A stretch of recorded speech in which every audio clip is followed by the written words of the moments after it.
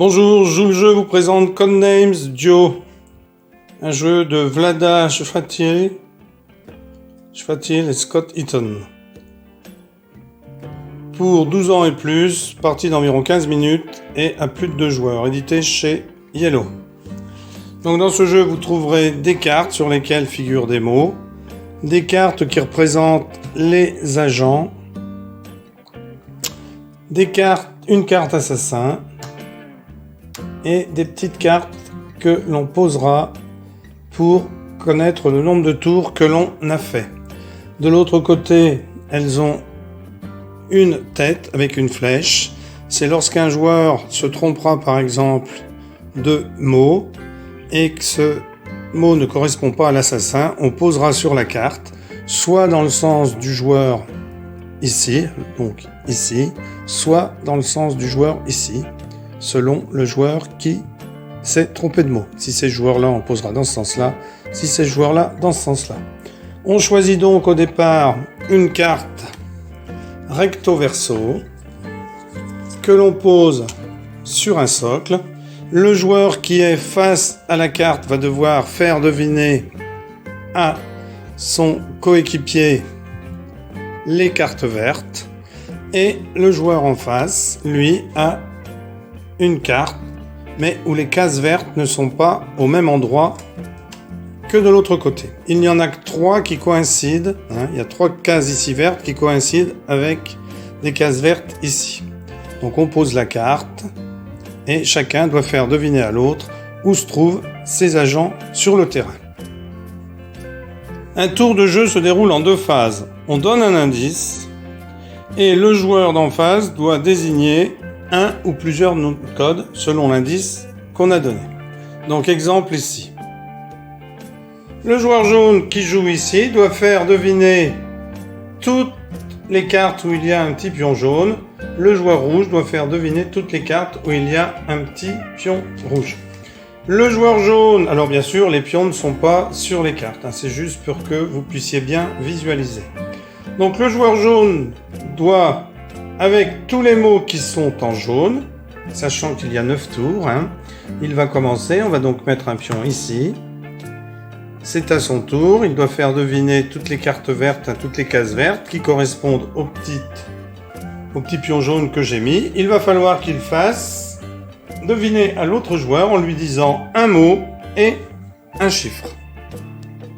Alors concernant les indices, il est invalide si on utilise une partie du nom de code à deviner. Par exemple, roux n'est pas un indice valide pour rouage. Un mot de la même famille que le nom de code. Enchanté n'est pas un indice valide pour chanteur. Un mot trop proche phonétiquement du nom de code. Gage n'est pas un indice valide pour cage. Un homonyme du nom de code. Port, P-O-R-T, n'est pas un indice valide pour port, P-O-R-C. Un mot qui est visible sur la table. Un mot et un chiffre qui se rapportent à l'emplacement du nom de code sur la table. Gauche par exemple, 4, ça n'irait pas. La traduction d'un mot dans une autre langue, un dog pour chien. Un nom propre, sauf s'il est composé d'un seul mot. Michelangelo est un indice valide, mais pas Léonard de Vinci. Voilà pour les règles de base. Donc ici, par exemple, le joueur jaune va dire maison 2. Maison 2. Donc l'autre joueur réfléchit, il se dit dans la maison il y a un salon, donc il montre salon. Le joueur jaune valide en posant un agent sur la carte. Donc 2, maison 2, maison 2. Donc ici le joueur qui a trouvé le premier indice pourrait dire bon ben j'arrête ici parce qu'il ne trouve pas le deuxième. Ce qui lui permettrait ensuite, lorsque le jaune jouera, de répondre à ce que le jaune lui propose et de revenir sur maison 2 puisqu'il n'en aurait trouvé qu'un. Donc là, il décide de dire maison 2 dans une maison... il peut y avoir une parabole, je pense plutôt à la cuisinière. Donc il montre la cuisinière. Le joueur indique que ce sont bien ces 2 mots. Donc, le joueur rouge a trouvé 2 cases vertes du joueur jaune. C'est au tour du joueur rouge de jouer qui doit faire, lui, deviner les mots sur lesquels il y a un petit pion rouge. Bien entendu, je vous rappelle, ces pions ne sont pas placés sur les cartes au début de la partie. Ils n'existent pas dans le jeu d'ailleurs. C'est donc au tour du joueur rouge qui va prendre un petit pion pour le mettre ici. Deuxième tour de jeu. Et il va dire conduire 2. Conduire 2. Donc l'autre, le joueur jaune, réfléchit. Conduire, il montre chauffeur. Le joueur rouge valide. Et là, le joueur jaune dit j'arrête. Donc il arrête. Mais lorsque ce sera à nouveau au joueur rouge de faire découvrir un mot, enfin un espion, pardon, enfin un agent, pardon, eh bien, le joueur jaune, s'il réussit, il pourra ensuite revenir sur conduire 2, sachant qu'il en a trouvé un. Donc la partie continue, c'est au joueur jaune, donc on prend un jeton. Il y en a 9, quand il n'y a plus de jetons, c'est terminé. Si tous les agents ne sont pas trouvés, eh bien la partie est perdue. Elle peut aussi être perdue si on prend un mot où il y a correspondant à une case noire.